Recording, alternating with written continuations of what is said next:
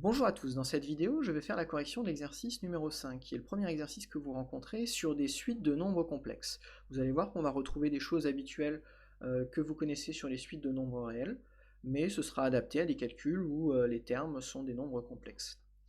Voilà, donc dans cet exercice, vous avez une suite de nombres complexes définie par un terme initial z0 qui vaut i, et une relation de récurrence qui permet de passer d'un terme au terme suivant de la suite. On vous demande dans la première question de calculer z1 et z2, et ensuite de les exprimer sous forme exponentielle.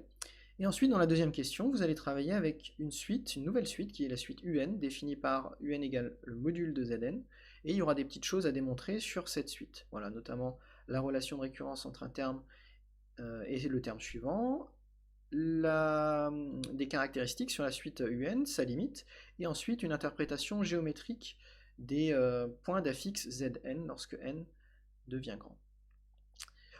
Commençons, première question. On nous demande de calculer Z1 et Z2. Donc Z1, je vais le calculer en utilisant la relation de récurrence qui est ici. Z1, je sais que c'est 1 moins i, multiplié par le terme précédent de Z1, c'est-à-dire Z0. Donc ici, ça va me donner 1 moins i fois i, puisque Z0 vaut i. Voilà, en distribuant, je vais trouver i moins i au carré. I au carré, ça fait moins 1, donc ça va me donner i moins moins 1, c'est-à-dire i plus 1, que j'écris dans l'autre sens, 1 plus i. Voilà, ça ce sera z1. Je vais tout de suite déterminer la forme exponentielle de z1. Pour faire ceci, on pourrait calculer le module de z1, diviser z1 par son module pour en déduire un argument, ainsi de suite, passer par la forme trigonométrique, puis en déduire la forme exponentielle, mais comme là c'est un nombre un petit peu particulier, je peux aller un petit peu plus rapidement en expliquant juste sur un schéma où se trouve le point image de 1 plus i. Faisons cela. Voilà, donc je vais placer le point, donc je vais placer déjà z0, comme ça ce sera fait.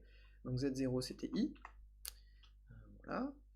Je vais placer un deuxième point, donc z1, on vient de trouver que c'était 1 plus i. Voilà. Donc ici j'ai mon point z1. Alors il y a écrit z1 ici.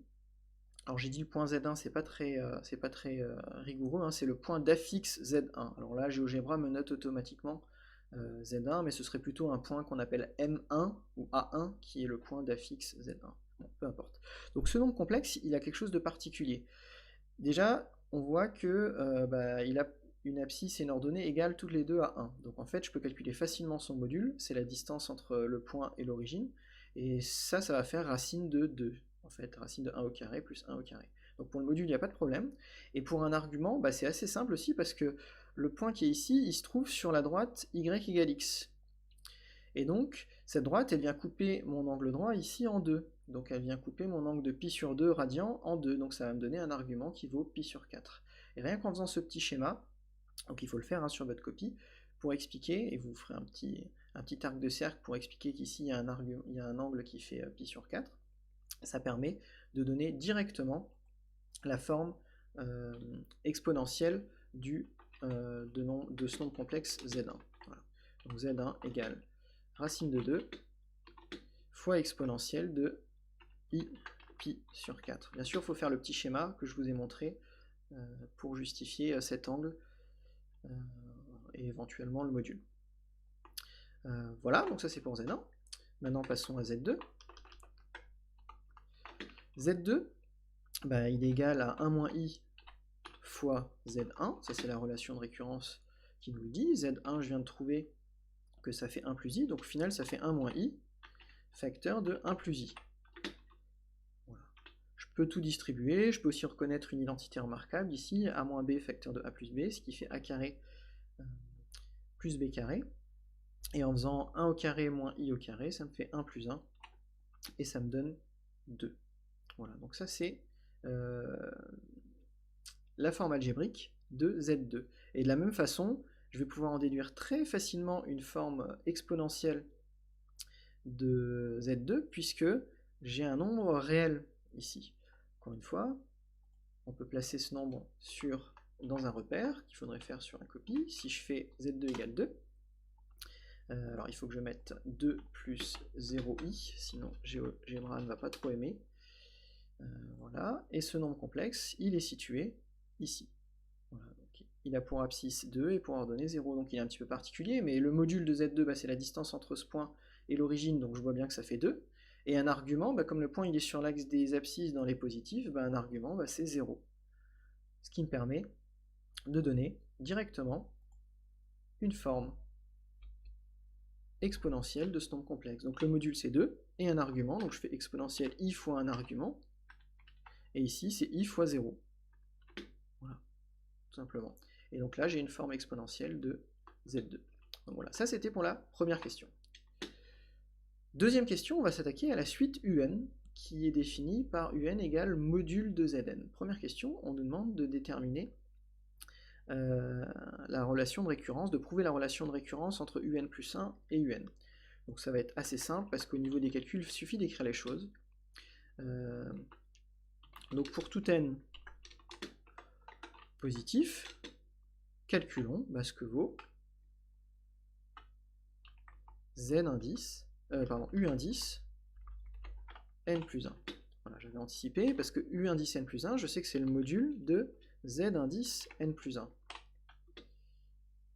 Voilà, ça c'est la définition de la suite UN. UN c'est module de Zn, donc UN plus 1 c'est module de Zn plus 1. Voilà, je ne peux pas faire grand chose d'autre là maintenant que de remplacer le Zn plus 1 qui est ici par 1 moins i facteur de Zn. Donc je vais faire ça. Donc c'est le module de 1 moins i facteur de Zn. Et là j'ai le module d'un produit. Donc le module d'un produit, je sais que c'est le produit des modules. Donc je sais que ça va me donner le module de 1 moins i fois le module de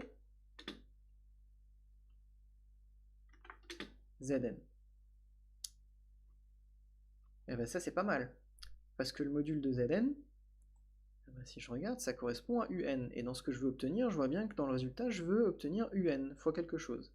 Voilà, donc j'ai bien mon UN. Et le module de 1-i, c'est facile, ça se calcule très facilement, et en le calculant, on va trouver racine de 2. Et donc je trouve bien racine de 2 fois UN. Voilà, donc cette question n'était pas très compliquée, il suffisait d'écrire les choses. Voilà, c'était la question de A, j'ai oublié de mettre le petit A, je le rajoute. Question 2b. Que peut-on en déduire sur la suite UN? Si vous observez bien la relation de récurrence qu'on vient de trouver ici, vous devez vous rendre compte, c'est presque une question de cours, que la suite UN va être une suite géométrique de raison racine de 2, parce qu'on voit que pour passer d'un terme au suivant, il suffit de faire une multiplication par racine de 2. Voilà, donc ce qu'on peut en déduire, c'est que la suite UN est géométrique de raison, alors je vais la noter Q égale racine de 2, et de premier terme. En général, on donne la raison et le premier terme. Et le premier terme, c'est U0, voilà, puisque la suite est définie à partir de n égale 0. Et U0, je sais que c'est module de Z0, par définition. Z0 étant égal à I, ça me donne module de I. Et module de I, ça fait 1.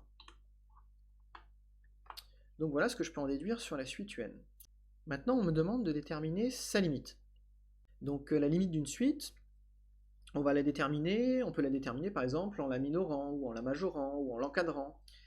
Voilà, mais ici c'est un petit peu compliqué parce qu'on n'a pas vraiment l'expression de UN. Mais on peut aussi déterminer une limite si on connaît l'expression du terme général de la suite. Et en fait c'est ce qu'on va pouvoir faire, puisque UN, on sait qu'elle est géométrique.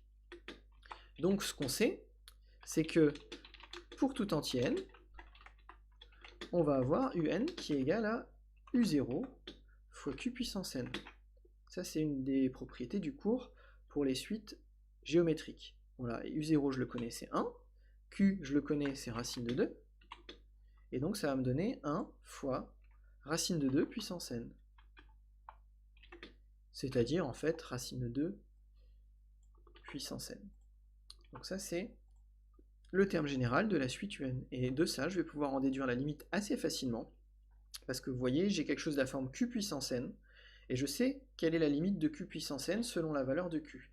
Ici, Q est un nombre qui est strictement supérieur à 1, racine de 2 c'est plus grand que 1, strictement, et donc en fait, comme Q est strictement plus grand que 1, Q puissance n va tendre vers plus l'infini. Voilà, donc je vais l'écrire.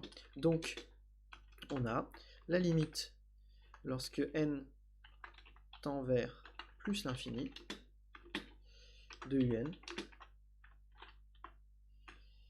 qui est égal à plus l'infini, et je donne la justification, hein, car racine de 2 est strictement plus grand que 1. Voilà. Je vous rappelle, hein, si on avait une valeur de q qui était strictement comprise entre moins 1 et 1, on aurait une limite qui vaut 0. Voilà, c'est des propriétés du cours sur les suites géométriques. Voilà, donc j'ai déterminé la limite de la suite un. Et enfin, dernière question. Donc là, il va falloir prendre un petit peu de recul sur ce qui vient d'être fait. Que peut-on dire des points AN d'affixe ZN lorsque n devient grand? Donc là, on va se poser la question, qu'est-ce qui va se passer dans un repère pour les points AN qui ont pour affixe ZN lorsque n va devenir grand? Donc j'avais dessiné déjà, j'avais repéré Z0, Z1, Z2. Voilà, j'aimerais maintenant savoir si n continue à augmenter, qu'est-ce qui va se passer pour les points qui sont ici. Alors, ce qui est important de repérer, c'est que ici, Zn, donc c'est l'affixe de AN, et je sais que UN, c'est le module de Zn. Et qu'est-ce que je viens de déterminer à la question d'avant? C'est que le module de Zn, c'est-à-dire UN, tend vers plus l'infini. C'est-à-dire que le module de Zn va tendre vers plus l'infini. Sauf que le module de Zn, c'est la distance qu'il y a entre le point AN et l'origine du repère. Donc en fait, ce que je viens de prouver à la question d'avant ici, UN, c'est la même chose que la distance entre l'origine du repère et le point AN. Donc ce qu'on a prouvé à la question d'avant, en fait, c'est que ça signifie la chose suivante. Puisque je répète, hein, UN c'est le module de Zn, et le module de Zn, ça correspond à la distance OAN. Donc là, je vais avoir une information sur les points AN.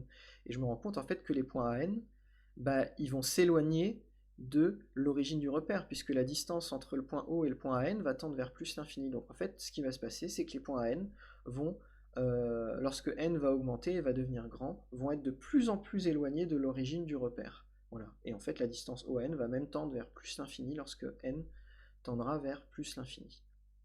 Donc ça veut dire, hein, que les points